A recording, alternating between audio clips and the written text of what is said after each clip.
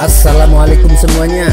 Semoga kalian semua dalam keadaan sehat dan dilancarkan rezekinya. Amin ya robbal alamin. Alkisah, pada suatu hari Abu Nawas hendak melakukan perjalanan menunaikan ibadah haji ke kota Mekah. Ia pun berpamitan kepada keluarga serta kerabatnya. Dan tak lupa ia juga berpamitan kepada para sahabat-sahabatnya, termasuk kepada seorang pendeta yang merupakan kawan dekatnya. Singkat cerita, setelah Abu Nawas selesai menunaikan ibadah haji, ia segera pulang ke kampung halaman. Kepulangan Abu Nawas ini disambut sukacita oleh sahabatnya yang merupakan seorang pendeta. "Wahai Abu Nawas, semoga menjadi haji yang mabrur," kata sang pendeta mendoakan. "Terima kasih kawan," balas Abu Nawas. Beberapa hari kemudian, si pendeta mengajak Abu Nawas jalan-jalan. Saat di tengah perjalanan, terbesit di benaknya untuk mengerjai Abu Nawas. Aduh, Abu Nawas, kakiku tiba-tiba kena kram, aku tak bisa berjalan," ujar si pendeta berpura-pura. Karena kasihan, Abu Nawas pun menggendongnya dan melanjutkan perjalanan. "Hei Abu Nawas, kamu tahu tidak, baru kali ini ada pendeta naik haji," celetuk si pendeta. Mendengar hal itu, Abu Nawas mulai menyadari bahwa dirinya sedang dikerjain.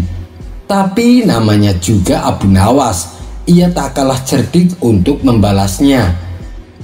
Ketika mereka berjalan di tepian sungai, Abu Nawas langsung melemparkan si pendeta hingga jatuh ke sungai. Melihat keadaan si pendeta basah kuyup, Abu Nawas berkata kepadanya, "Hai kawan, baru kali ini ada haji membaptis seorang pendeta." Spontan, keduanya pun tertawa bersama-sama. Kisah selanjutnya. Dikisahkan Abu Nawas dan beberapa sastrawan membuat syair yang isinya mengkritik kebijakan istana. Sontak hal ini membuat Baginda Raja murka. Ia pun lalu perintahkan beberapa prajurit untuk menangkap mereka. Ketika Abu Nawas dan kawan-kawannya sudah dibawa ke istana, mereka lalu dihadapkan kepada Baginda Raja. "Hei Abu Nawas, apa sih maksud dan kawan-kawanmu membuat syair mengkritik pemerintah?" bentak Baginda Raja. Abu Nawas lalu memberikan penjelasan bahwa perbuatannya semata-mata agar Baginda Raja bisa mengetahui kondisi rakyatnya. Begitu mendengar penjelasan Abu Nawas, Baginda Raja pun tersadar. Tapi ia tak mungkin melepaskan Abu Nawas dan kawan-kawannya begitu saja, apalagi sampai meminta maaf.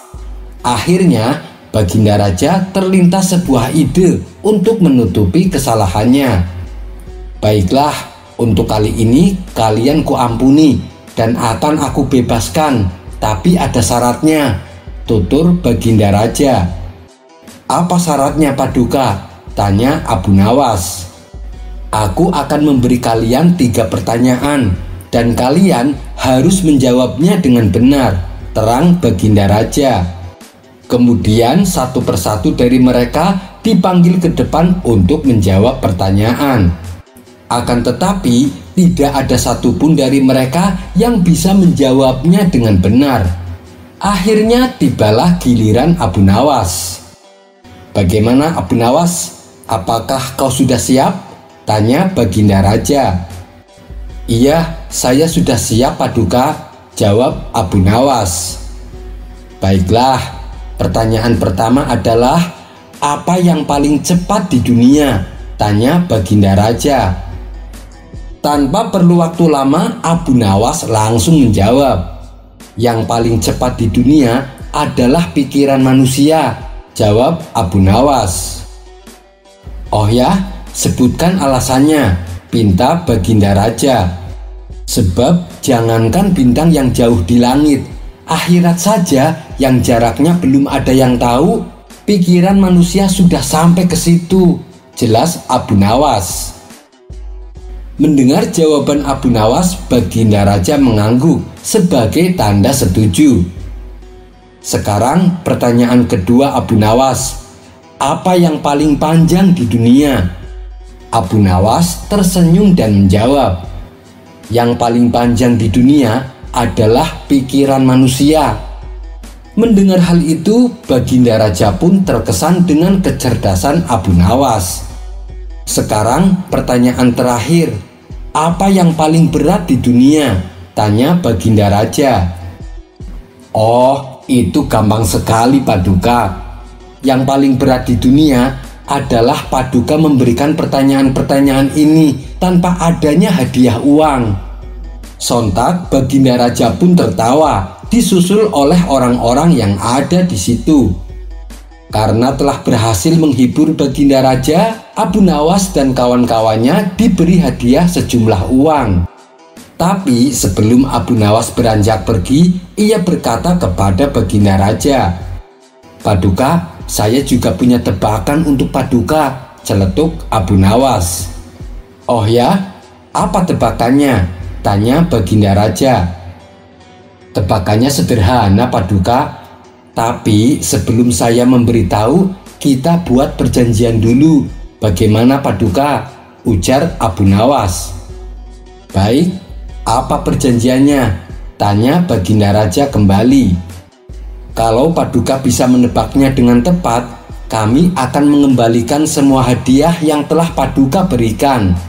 Tapi kalau jawaban Paduka salah, Paduka harus menambahkan hadiahnya untuk kami, tutur Abu Nawas.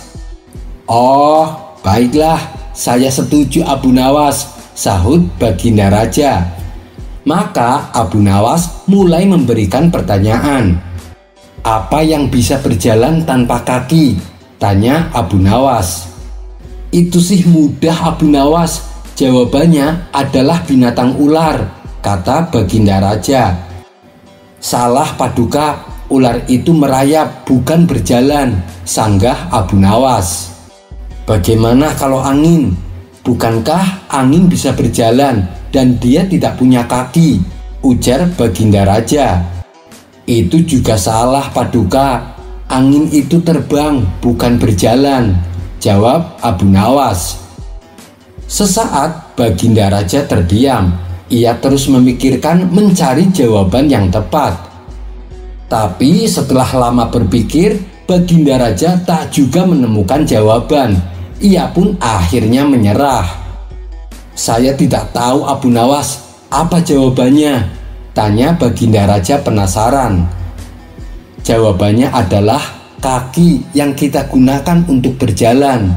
Coba Paduka perhatikan baik-baik. Apakah kaki kita punya kaki? Jelas Abu Nawas. Kamu memang cerdik Abu Nawas, pikir Baginda Raja dalam hati. Dan sesuai perjanjian, Baginda Raja menambahkan hadiah untuk Abu Nawas dan kawan-kawannya. Kisah selanjutnya. Pada suatu hari, Abu Nawas dan Baginda Raja sedang berdiskusi tentang agama, mulai dari masalah tauhid sampai tentang hukum agama. Baginda Raja kemudian bertanya tentang masalah wudhu. Abu Nawas, kalau kita sholat, kita harus mempunyai wudhu bukan? Tanya Baginda Raja. Benar Paduka, kalau kita tidak punya wudhu, maka sholat kita tidak akan sah, jawab Abu Nawas. Berarti kalau kita kentut, kita harus mengulangi wudhu supaya sholatnya sah? Tanya Baginda Raja. Iya, benar Paduka, jawab Abu Nawas. Ini sungguh aneh, ujar Baginda Raja. Sontak Abu Nawas terkejut mendengarnya. Aneh bagaimana Paduka? Ini kan sudah diatur oleh agama, sahut Abu Nawas. Coba kau pikir Abu Nawas, yang kentutkan pantat kita sehingga wudhunya batal. Tapi kenapa yang dibasuh malah wajah? Tanya Baginda Raja. Dengan entengnya Abu Nawas menjawab. Begini Paduka, ketika Paduka kentut di hadapan orang-orang, yang malu wajah Paduka atau pantat Paduka? Kata Abu Nawas balik bertanya. Ya tentu saja wajah saya, jawab Baginda Raja. Nah, itu Paduka tahu. Mana ada pantat punya rasa malu Paduka. Oleh sebab itulah yang dibasuh adalah wajah, celetuk Abu Nawas. Seketika Baginda Raja pun tertawa dan memuji kecerdasan Abu Nawas. Kisah selanjutnya. Diceritakan ada dua orang yang hidup bertetangga. Rumah mereka berdekatan satu sama lain. Akan tetapi dua orang ini sangat bertolak belakang. Satunya adalah wanita pelacur, sedangkan satunya lagi adalah orang yang terkenal alim. Orang alim ini sangat disegani oleh masyarakat. Ia rajin beribadah dan senantiasa bersikap bijak dalam menangani masalah. Tak heran bila banyak orang yang datang untuk meminta nasihat ataupun sekedar meminta doa darinya. Namun di balik kealimannya itu, orang tersebut selalu memandang hina dan berburuk sangka kepada tetangganya yang berprofesi sebagai pelacur. Wanita pelacur itu pasti selalu melakukan perbuatan mesum. Itulah yang selalu terucap di hatinya setiap kali ia memandang rumah tetangganya. Prasangka buruk itu selalu terlintas di benaknya apabila dia teringat akan si pelacur tersebut. Prasangka itu sudah merasuk ke dalam jiwanya, sehingga dia sangat membenci dan merasa jijik kepada tetangganya yang berprofesi sebagai pelacur. Ingin rasanya dia mengusir si pelacur dari samping rumahnya. Namun, karena dia sangat dikenal masyarakat sebagai orang yang bijak dan adil dalam mengambil keputusan, ia pun enggan melakukannya. Karena ia takut dinilai masyarakat bahwa dirinya tidak bijak dalam mengambil keputusan. Sedangkan si wanita pelacur tetangganya itu, setiap kali melihat rumah orang alim tersebut, hatinya selalu bergejolak dan bergetar. Penyesalan dan tangisan yang mendalam selalu tersimpan di hatinya. Dalam batinnya si pelacur selalu berkata, "Betapa mulianya engkau wahai orang alim. Engkau adalah hamba yang alim dan bijaksana. Sementara aku, hidupku bergelimang dengan lumuran dosa. Engkau adalah orang yang disegani dan dihormati oleh masyarakat. Banyak orang dari berbagai pelosok berkunjung ke rumahmu, menimba ilmu serta memohon doa restu darimu. Ya Allah, aku sangat ingin seperti dirinya, hidup terhormat, disegani, dan jauh dari dosa serta perbuatan maksiat. Ya Allah, tunjukkan aku pada jalanmu yang benar, mudahkanlah keinginanku ini. Dan janganlah engkau biarkan aku dalam keadaan tersesat seperti ini." Batin si pelacur selalu berbisik kepada Allah.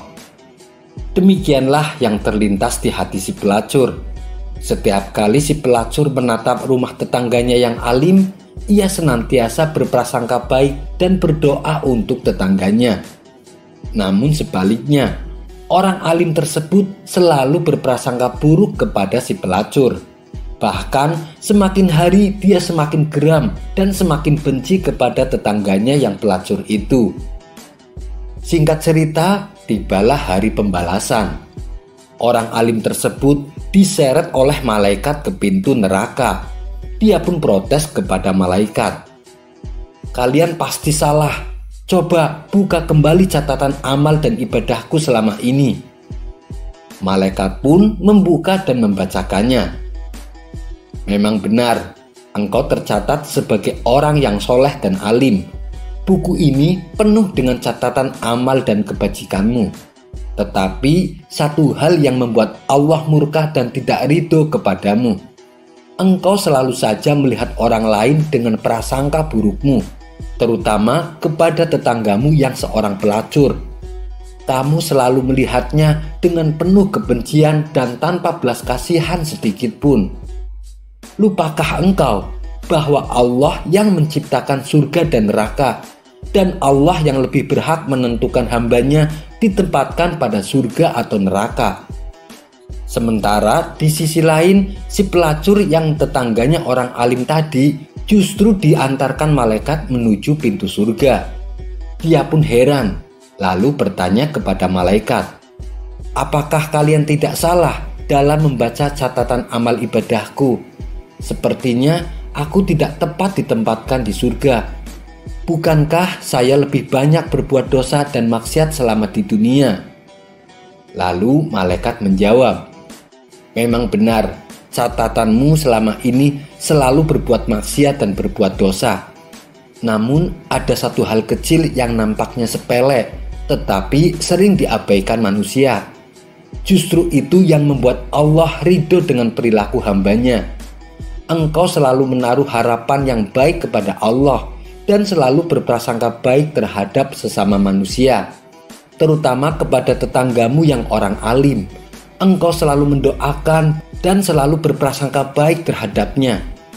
Ketahuilah, Allah yang menciptakan surga dan neraka, dan dialah yang berhak untuk menentukannya."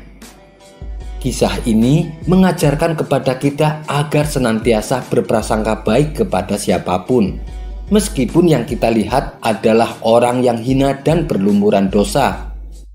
Perbuatan maksiat yang disertai rasa berdosa adalah lebih mulia dibandingkan melakukan ketaatan yang disertai rasa bangga dan kesombongan.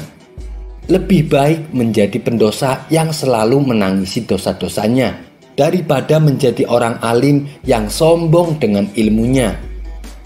Kisah ini terdapat dalam kitab Al-Hikam karya Ibnu Athaillah. Wallahu a'lam bishawab. Kisah selanjutnya. Alkisah, raja bengis nan kejam bernama Timur Leng berhasil menjajah seluruh negeri Asia Tengah.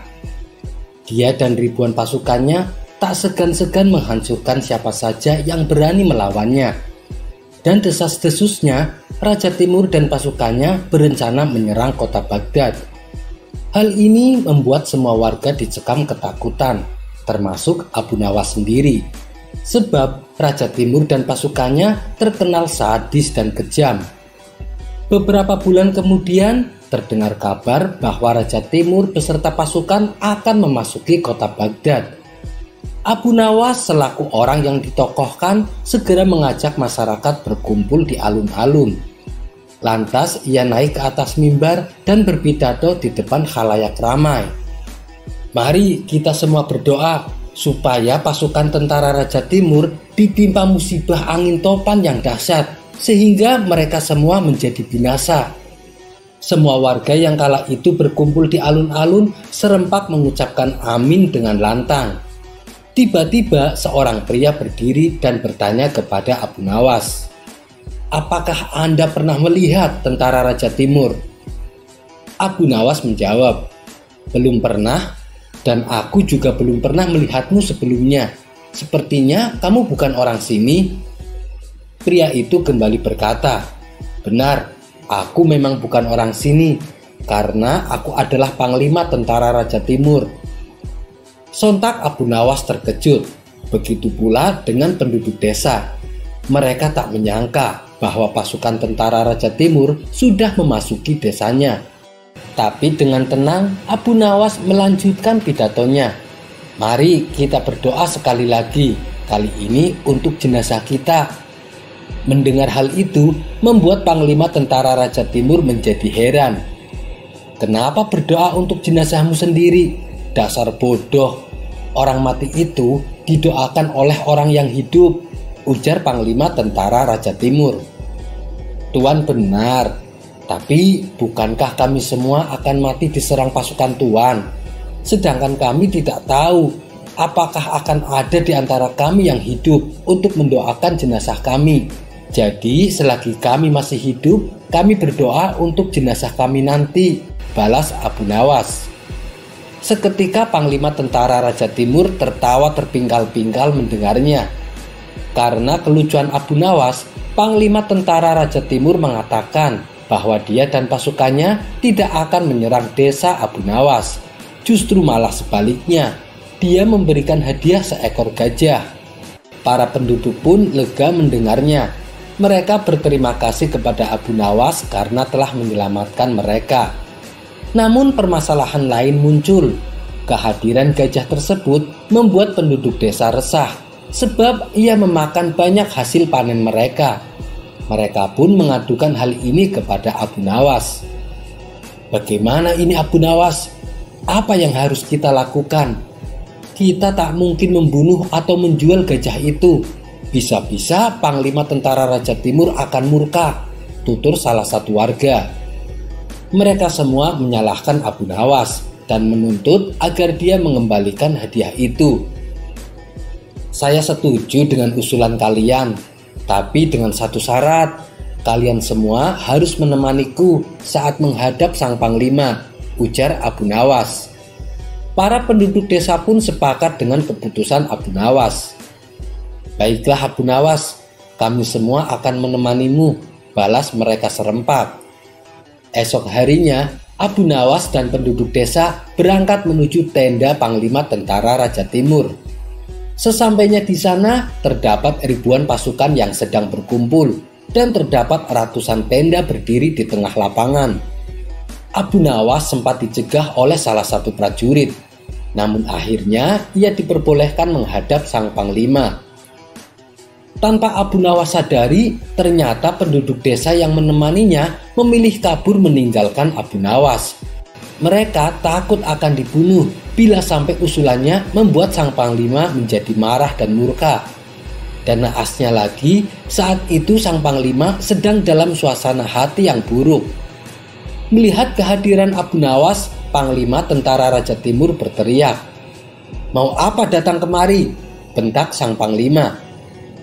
"Ini tentang gajah yang Tuan berikan," jawab Abu Nawas gemetaran. "Memangnya kenapa? Apakah hadiahku tidak berguna?" tanya sang Panglima. Abu Nawas menjadi ketakutan.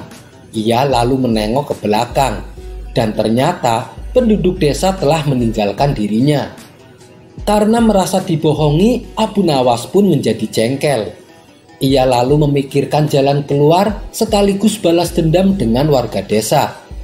Kira-kira jawaban apa yang harus ia katakan supaya Panglima Tentara Raja Timur tidak marah? Akhirnya ia pun menemukan ide.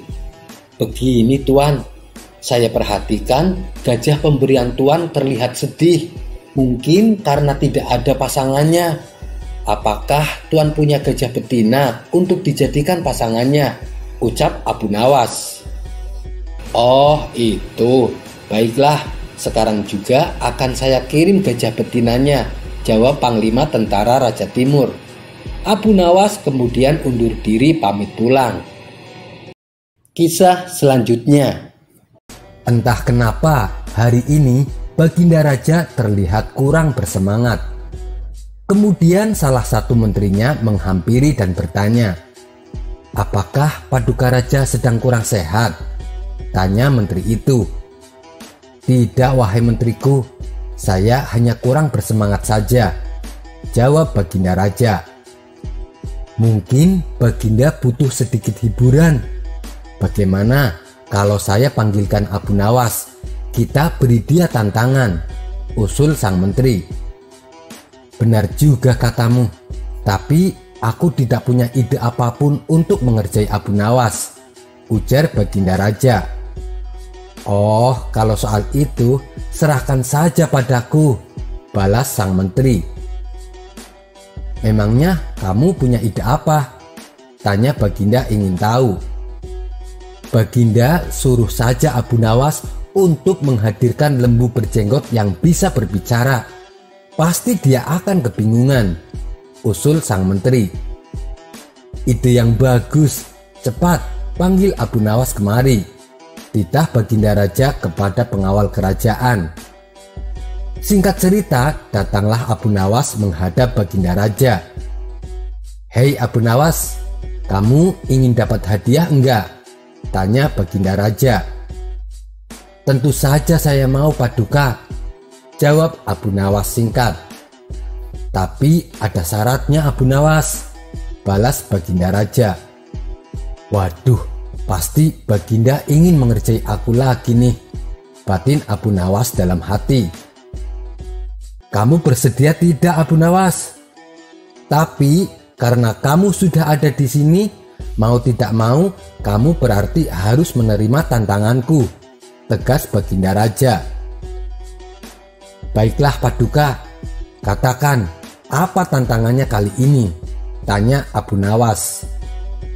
Begini Abu Nawas, aku menginginkan 6 lembu berjenggot yang pandai berbicara. Kamu saya kasih waktu 1 minggu untuk mendatangkan mereka. Kalau kamu gagal, kamu akan dihukum gantung, jawab Baginda Raja menjelaskan. Mati aku, mana ada lembu berjenggot yang bisa bicara. Biarlah nanti aku cari caranya, keluh Abu Nawas dalam hati. Abu Nawas pun kemudian mohon diri pamit pulang ke rumahnya. Begitu sampai di rumahnya, ia duduk berdiam diri merenungkan keinginan Baginda Raja. Seharian Abu Nawas tidak pernah keluar rumah, sehingga membuat para tetangganya heran. Seminggu pun berlalu, akan tetapi Abu Nawas masih belum menemukan jalan keluarnya. Hari yang ditentukan pun tiba. Terpaksa ia harus menghadap Baginda dan siap untuk mendapatkan hukuman. Saat dalam perjalanan menuju istana, Abu Nawas melihat sekumpulan kakek-kakek tua yang sudah pikun.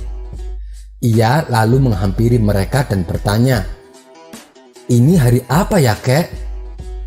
Karena mereka adalah sekumpulan kakek-kakek pikun, tentu saja jawaban yang mereka berikan tidak ada yang benar. Aha, aku menemukan ide agar selamat dari hukuman, ucap Abu Nawas girang. Apakah di antara kalian ada yang ingin makan enak? Kalau mau, silahkan ikut denganku. Tapi kesempatan ini hanya untuk 6 orang saja, ujar Abu Nawas. Mendengar tawaran Abu Nawas itu, mereka serempak langsung bersedia. Lalu dipilihlah 6 orang dari mereka yang benar-benar pikun. Kemudian mereka berenam diajak Abu Nawas menuju istana. Setelah sampai di istana, Abu Nawas langsung menghadap Baginda Raja. "Hei Abu Nawas, mana lembu yang kau janjikan itu?" tanya Baginda Raja. Tanpa banyak bicara, Abu Nawas langsung menunjuk ke 6 orang yang dibawanya itu. Itulah mereka, wahai Paduka yang mulia. Melihat yang dibawanya adalah kakek-kakek tua berjenggot, Baginda pun heran, lalu kembali bertanya, "Hei Abu Nawas, apa kamu tidak salah bawa?" Abu Nawas menjawab, "Tentu saja tidak, wahai Paduka yang mulia. Kalau Baginda tidak percaya, tanyalah pada mereka hari apa sekarang." Lantas Baginda pun segera menghampiri kakek-kakek tua dan bertanya kepadanya. Ternyata memang ketika Baginda Raja bertanya kepada kakek-kakek itu, jawaban mereka berbeda-beda dan tidak ada yang benar. Maka berujarlah Abu Nawas, "Tuh kan Baginda, jika mereka manusia, tentunya tahu hari ini hari apa. Belum lagi jika Baginda menanyakan hari yang lain, akan tambah pusinglah mereka. Inilah yang saya maksud dengan lembu berjenggot yang pandai bicara itu, Baginda." Baginda Raja heran melihat Abu Nawas yang pandai melepaskan diri dari ancaman hukuman. Maka Baginda pun memberikan hadiah 5.000 dinar kepada Abu Nawas. Abu Nawas lalu pulang dan mengajak ke-6 orang tersebut makan enak di sebuah warung. Sekian dulu perjumpaan kita kali ini. Sampai bertemu lagi di kisah selanjutnya. Terima kasih yang sudah subscribe dan setia menonton channel ini. Wassalamualaikum warahmatullahi wabarakatuh.